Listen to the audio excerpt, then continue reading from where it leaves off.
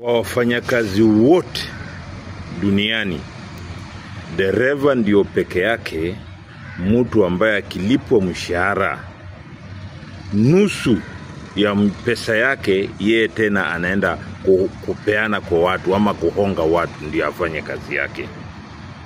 Na serikali sio ati hajui, serikali inajua. Kwa sababu dereva ndio mtu peke yake unakuja kupata serikali ameajiri polisi wa kuchukua pesa kutoka kwake kuanzia asubuhi mpaka jioni.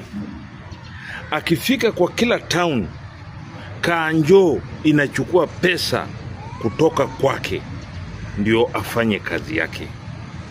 Na je, ukikuja kuangalia wafanyakazi wote, daktari, hakuna mahali daktari anahongana ndio yeye afanye kazi. Fundi seremala, hakuna mahali fundi anahongana ndio yeye afanye kazi yake. Kama mafundi yote, hakuna mahali wanahongana ndio afanye kazi yake.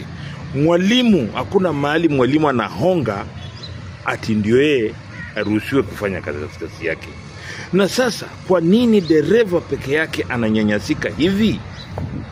Lazima yeye kuanzia vile anavyoingia kazini watu wameweka mikono hivi kuchukua pesa kutoka kwake.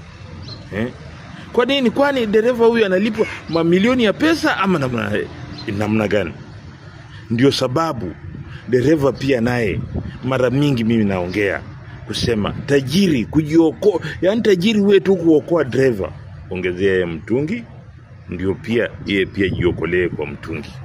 Wewe tu angalia kazi yote yenye inafanywa duniani ama Kenya hii, hakuna mahali mtu ati anatoa pesa yake kuhonga mwenzake ndio yeye aendelee kufanya kazi yake.